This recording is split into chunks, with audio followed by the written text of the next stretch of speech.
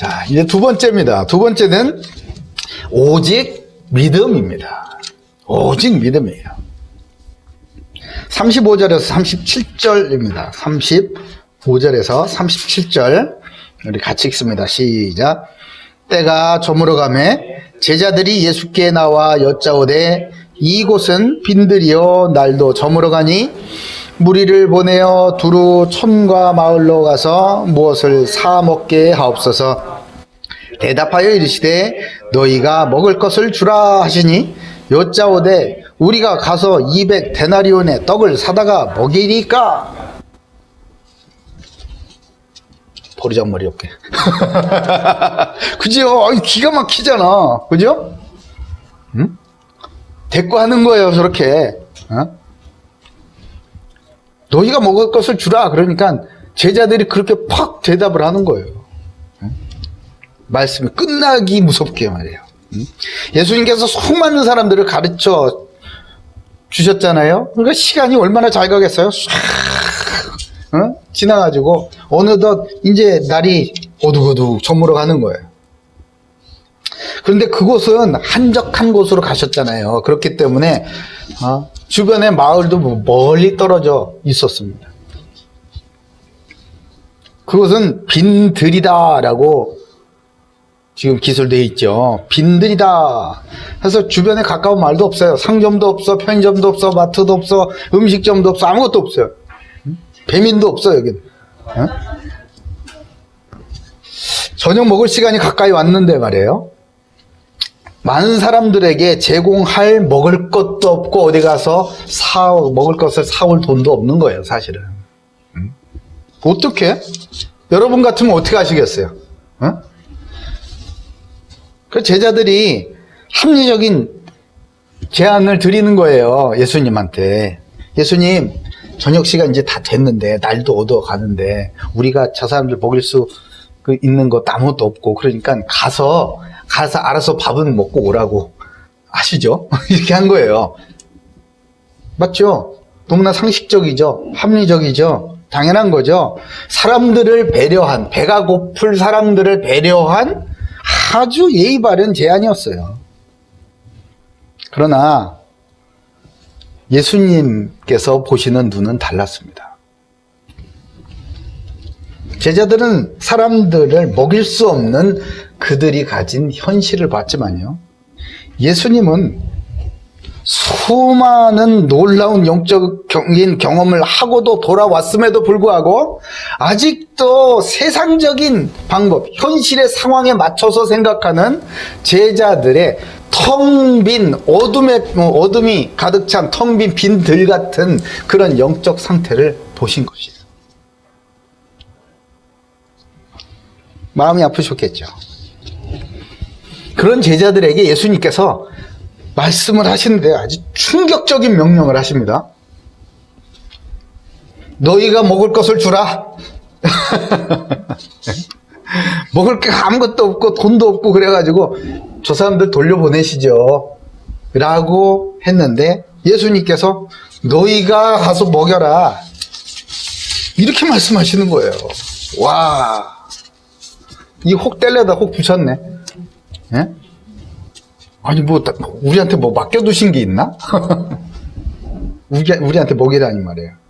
이 상황에 요한복음에는 어떻게 기록되어 있냐면 예수님께서 그 제자들의 이 영적인 상태, 특히 이제 빌립의 영적 상태를 이제 착 시험해 본다라고 기록되어 있어요. 그래서 어떻게 질문하시냐면 제자들에게 예수님께서 이렇게 질문하신 겁니다. 우리가 어디서 떡을 싸서 이 사람들을 먹이겠느냐라고 질문하셨다. 이렇게 요한복음에 기록이 되어 있어요. 그러자 제자들 중에 어떤 사람, 빌립은 우리 예전에 제자들에 대해서 공부했죠. 빌립은 말 잘하는 사람입니다. 설득력 있게 말을 아주 조리 있게 잘하는 달변가였어요. 말하는 거 그러면 아주 제일 자신 있는 주특기였죠. 그 빌립의 입을 통하여서 제자들의 믿음이 없는 영적 상태가 그대로 드러납니다. 우리에게 200데나리온이 어디 있다고 먹을 것을 사다가 먹이라고 하십니까? 라는 투로 예수님께 대답을 하는 거예요. 우리가 가서 200데나리온의 떡을 사다 먹이니까 이렇게 말이 되는 얘기를 하세요. 예수님 현실적인 얘기를 하셔야죠. 이렇게 달병과 빌립의 입을 통해서 그들의 불신앙이 드러났어요. 과거에 아무리 대단한 경험을 막 많이 했다 해도요, 기적을 많이 체험했다고 하도요, 참 이상하죠? 문제를 만날 때마다 마치 이전의 기적을 한 번도 경험을 하지 못한 사람처럼 반응을 해요. 하나님의 은혜를 한 번도 입어보지 못한 사람처럼 반응을 해요. 새로운 문제 만날 때마다 마치 내 믿음이 리셋되는 것처럼 반응을 합니다. 빌립에 그럴 때마다요, 이 불신앙이 내게 확 들어올 때마다 빌립의 주특기가 말 잘하는 거라고 그랬잖아요. 빌립의 주특기인 말 잘하는 그 입으로 불신앙을 말을 해버리는 거예요. 자신의 주특기로 불신앙을 드러내버리는 거예요. 여러분의 주특기가 뭐예요? 내가 지식이 높은 사람입니까? 그 지식을 가지고 자기의 불신앙을, 믿음 없음을 드러내버리는 거예요. 돈이 많은가요? 그 돈을 가지고 믿음이 없음을 그대로 드러내버리는 거예요. 왜 이런 일이 자꾸 반복이 됩니까? 그것은 근본적인 문제가, 근본적인 답을 얻지 못하기 때문에 그래요. 그게 바로 믿음이에요. 믿음이 없으니까 상황을 만날 때마다 계속 불신앙에 걸려 넘어지는 겁니다. 그래서 하나님께서는 성경에 이 불신앙의 본보기들을 자세하게 기록하셔서 우리에게 경고하시죠. 이 본보기, 반면교사들을 보고 너희는 저렇게 하지 마라 라고 온갖 기적을 다 체험하고도 멸망한 사람들을 기록해 두셨어요.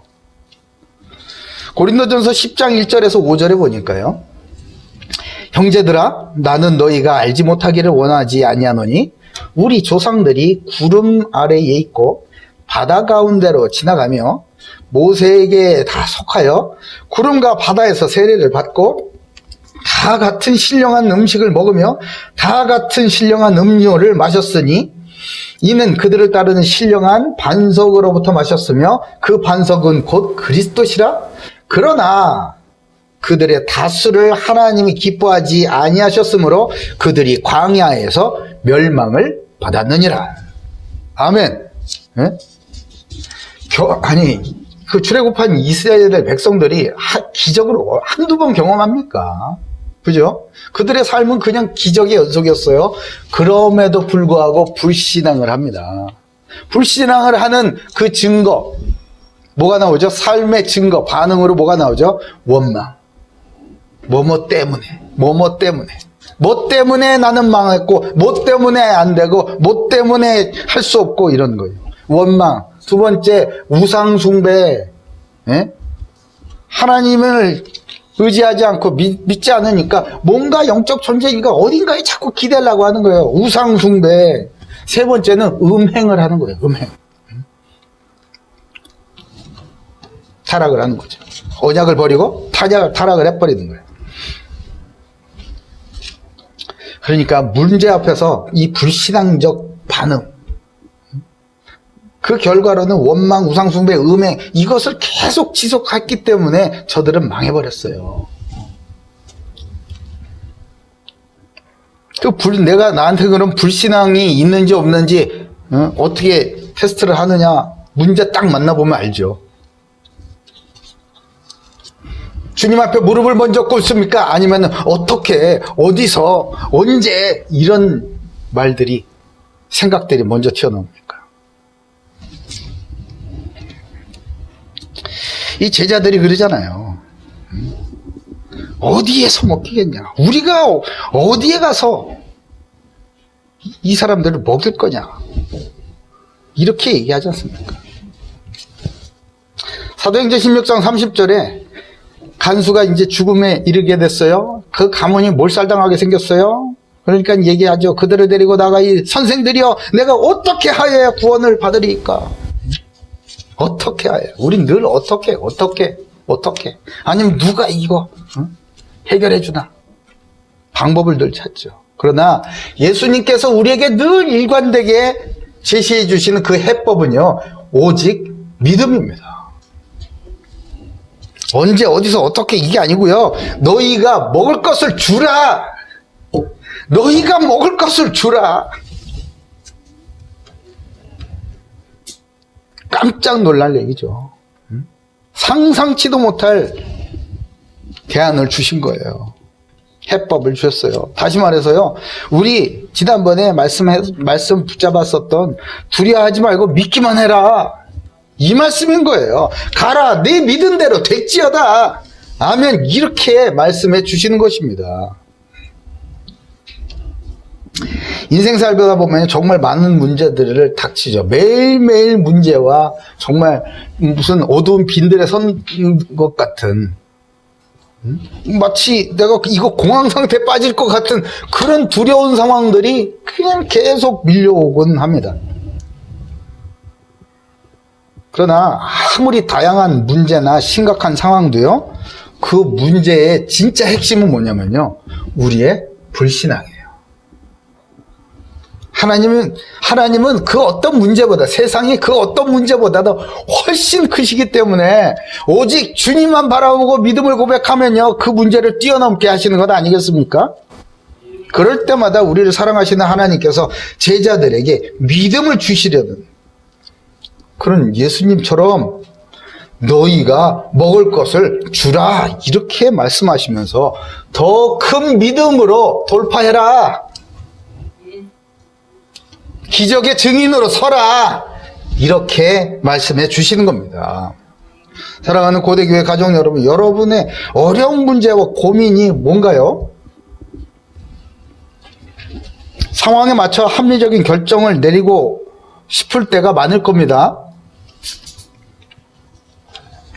우리에게 더 큰 믿음을 주시고 싶어 하시는 하나님의 음성을 듣는 은혜가 있길 바라요. 그래서 상황과 합리가 아닌 믿음을 선택하는 더 큰 믿음의 도전이 있기를 주님의 이름으로 축복합니다. 아멘.